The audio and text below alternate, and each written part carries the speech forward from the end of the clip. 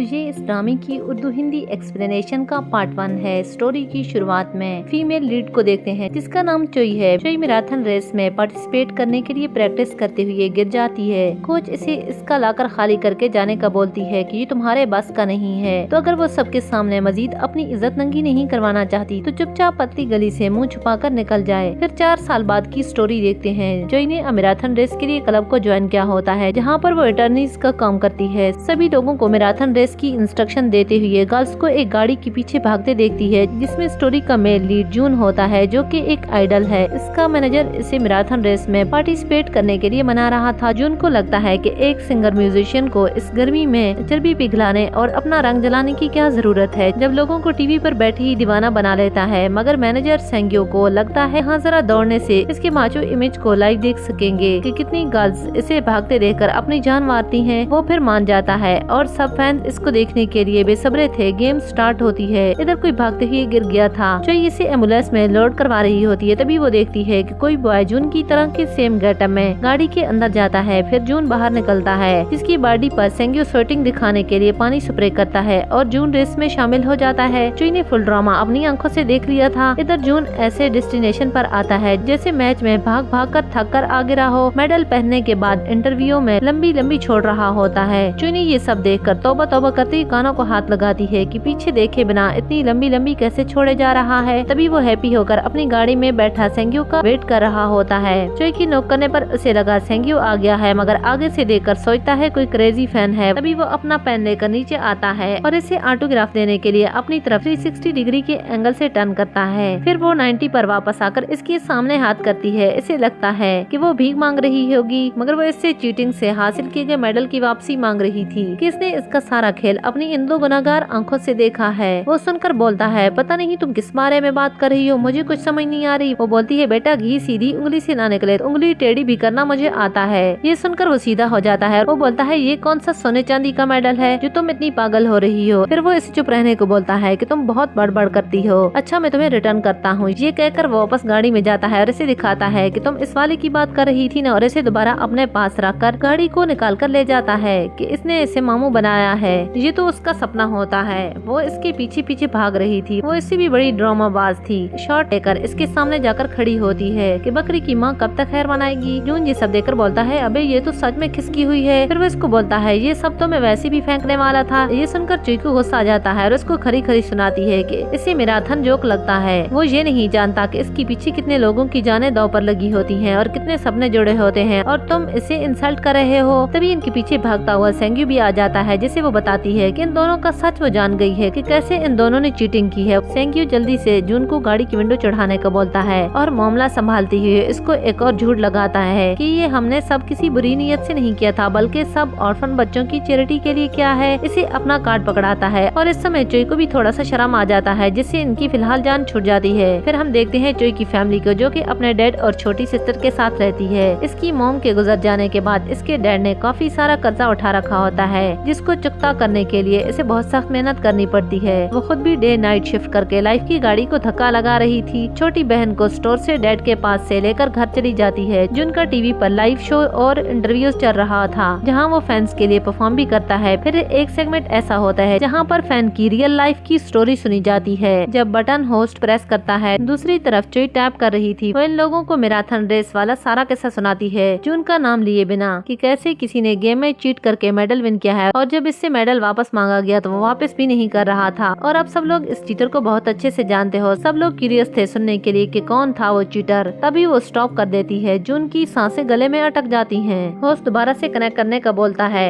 इनको जानना है कि आखिर वो कौन था। सेंग्यो जून को इशारा करता है मगर जून की ऊपर वाली खोपड़ी से इस समय हवा निकल गई थी। इसे समझ नहीं आ रहा था कि सेंग्यो क्या बोल रहा है। तो वो उसे बोलता है अबे वहाँ से क्या भूंग रहा है। इसे गुस्सा आ रहा था क्योंकि मैराथन वाला भी सारा प्लान सेंग्यो का होता है पर कॉल दोबारा कनेक्ट नहीं हो पा रही थी। तभी होस्ट को इतना पता चल जाता है कि इस बेशरम चीटर का नाम नेक्स्ट वीक में अनाउंस होगा। शो के बाद जून फौरन सेंग्यो को चोई की खोज लगाकर इससे बात करने को बोलता है कि ये गांठ इस पागल लड़की ने किया है। चोई के पास मेंबर आकर अपने की गुम जाने का बताता है। वो इसकी हेल्प करने के लिए जाती है। आगे देखती है कि स्पोर्ट क्लब का मेंबर के पास दूसरे मेंबर के लाकर की थी। 9 को 6 समझकर अपना लाकर वो खोल रहा था। ये एक नंबर का भुलक्कड़ होता है सर से लेकर पाँव तक। चोई इसको देखकर बोलती है कि वो गलत इस्तेमाल कर रहा है। है। तभी उसके जेब से दोनों चाबी निकलती हैं और वो देखकर हैरान हो जाता है। फिर हम देखते हैं वो दोनों लिफ्ट में होते हैं। ये हमारी कहानी का सेकंड मेल लीड होता है। तभी सेल पर रिंग बजती है तो वो चुई को बोलता है किसका सेल रिंग कर रहा है, पर वो बोलती है इसका नहीं है। जब वो अपनी पॉकेट में हाथ डालता है मैजिकली दूसरा सेल निकल आता है जो कि वो किसी और का उठा लाया था और इसे कुछ मालूम भी नहीं था कि कहां से कब उठाया है। वो चुई को देते हुए बोलता है कि इसे ओनर को वापस कर देना क्योंकि वो यहाँ पर होती है और अगर वो आया तो वो इसे बता देगी। और बाहर निकलकर वो और कुछ खोजने लगता है जो कि वो भूल गया था। वो इसे देखती है और हंसती हुई वहाँ से चली जाती है। सेंग्यो ने इसे पार्किंग एरिया में बात करने के लिए बुलाया था। जून इन दोनों की बातें गाड़ी में बैठा छुपकर सुन रहा था, पर वो मानने के लिए तैयार नहीं होती कि इसने शो में लाइव कहानी घड़ी थी। जून सेंग्यो को कॉल करता है कि इसे कुछ दिखाई और सुनाई नहीं दे रहा। वो बताता है कि वो बोल रही है कि इसने नहीं किया। जून सेंग्यो भरोसा करता है, पागल के बच्चे, चोर कभी खुद को चोर मानता है, तू जरा इसे दूसरे तरीके से ट्रीट कर। वो इस पर चीख कर बोलता है। चुई भी सुन लेती है कि वो सरफिरा इधर ही है। सेंग्यो इसे प्रॉमिस करने को बोलता है कि अगले वीक वो नाम नहीं बताएगी, मगर वो सर से मुकर जाती है कि उसे इस सब के बारे में कुछ भी मालूम नहीं। तो वो प्रॉमिस क्या करेगी? वो बोलती है वो काम छोड़ कर आई है। तभी जून उसके पास आ जाता है। वो बोलता है वो कहाँ जा रही है? उसकी बात सुनकर जाएगी। वो पीछे आकर इसको रोक देता है। उससे पूछता है इसने अगर नहीं किया तो फिर किसने किया है? फिर वो इससे पूछता है कि अभी भी वो इसकी बातें रिकॉर्ड करने के लिए कुछ साथ तो नहीं लाई। तभी चुई के सेल की बजती रिंग पर लगे सॉन्ग का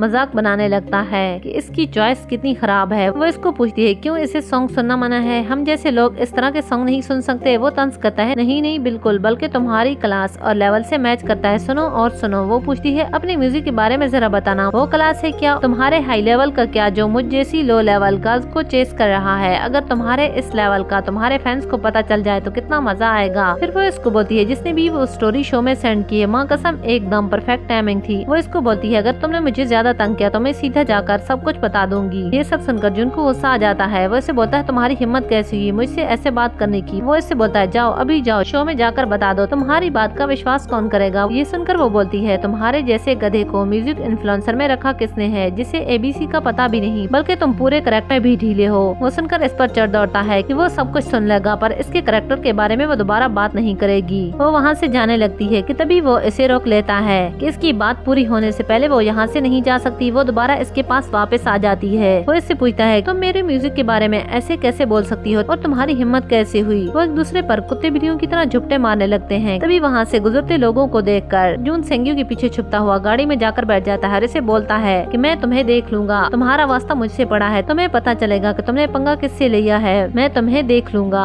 चुई घर वापस आ जाती है। घर पर खाना खाती हुई चुई के डैड को एक लेटर मिलता है जिसे पढ़कर वो फौरन छुपाने लगता है। चुई ऐसा करते देख लेती है। वो जानना चाहती है कि इसके डैड को कुछ अर्से से किस बारे में लेटर मिल रहे हैं जिससे वो छुपा रहा है, पर इसकी छोटी बहन बायोल के इनको खाने पर बुलाने की वजह से वो देख नहीं पाती। अगले रोज चुई का मैनेजर इसकी बात का विश्वास नहीं कर रहा था कि वो सेल फोन किसी कस्टमर ने गलती से उठा लिया था, तो चुई इसे वापस क्यों लाई थी? जिसके पास था इसने वापस क्यों नहीं किया था? चुई की बात पर वो विश्वास नहीं कर रहा था कि इसने इसे लिफ्ट में देख लिया था। मैनेजर बोलता है इसके घर पर चलते बुरे हालात के कारण इसने सेल फोन की चोरी करने की कोशिश की है और बोलता है इसकी जॉब के आने के बाद क्या कुछ इसने और भी चोरी किया होगा, तो वो इसको जॉब से फारिग कर देता है कि अपना कोई और ठिकाना खोज लो। वो वापस जाती है तब इसे पता चलता है कि इसके डैड बेटर की कॉल पिक नहीं कर रहे थे, जिसकी वजह से इनके स्टोर का सामान वो वहाँ से ले जाते हैं। तभी चुई एक टैप म्यूजिक प्लेयर जो इनसे छीनकर बचा लेती है। जब इसे खोलकर देखती है तो इसे पता चलता है कि इसके डैड कितनी हार्ड वर्किंग कर रहे हैं कर्जा चुकाने के लिए। वो वहीं स्टोर पर सो जाते हैं, जिसकी वजह से इनकी बैक में दर्द रहता है। वो सब देखकर रोने लगती है। इसकी मॉम एक सिंगर थी जो कि गुजर चुकी थी। दूसरी तरफ शाइन स्टोर एंटरटेनिंग कंपनी के सीईओ चुई की मां को खोज रहे थे, वो तो गुजर चुकी थी, पर फाइल इसकी अभी तक मौजूद होती है। फिर वहाँ पर जून भी आ जाता है जिसका इस कंपनी के साथ अभी अभी कॉन्ट्रैक्ट होता है। इसे वहाँ पर अपनी गर्लफ्रेंड भी मिल जाती है जिसके करीब रहने के बहाने से अपनी काम की जगह देखने के लिए वो वहाँ आता है। वो भी इसके पास आती है तो वो इसे एक न्यू सॉन्ग गिफ्ट करता है जो कि इसे बहुत पसंद आता है और अपनी किस्से वो बताती है कि उसे कितना पसंद आया है। चुई के डैड के चले जाने के बाद इसे बायल सीढ़ियों पर अकेली बैठी मिलती है। वो चुई का वेट कर रही थी। वो इसे फिर एक सॉन्ग सुनाकर हैप्पी करने की कोशिश करती है। सीईओ इनको खोजता हुआ वहाँ पहुँच जाता है। आगे से दोनों बहनों को सिंगिंग डांस करके एंजॉय करते देखने लगता है। वो दोनों वहाँ से फिनिश करके अंदर चली जाती हैं। सीईओ भी कुछ सोचकर वहाँ से पलट जाता है। रात को चुई सोने से पहले डैड को ढेर सारे मैसेज करती है, मगर उसके डैड कोई भी रिस्पॉन्स नहीं करते। इनको वापस आने के लिए टेक्स्ट छोड़ती है कि वो इसे मिस कर रही है। जून अपनी पिछली एंटरटेनमेंट कंपनी की सीईओ के पास जाता है जिसके साथ वो बचपन से काम कर रहा था, पर जून उससे बोलता है कि इसने इतनी सारी रकम इसकी वजह से बनाई है। तो अब जून रोहन सबसे बड़ी कंपनी शाइन स्टोर के साथ काम करेगा। वो थोड़ा अब अपने लिए भी कमाना चाहता है। थैंक्स फॉर वॉचिंग, मिलते हैं नेक्स्ट एपिसोड तक, तब तक के लिए बाय।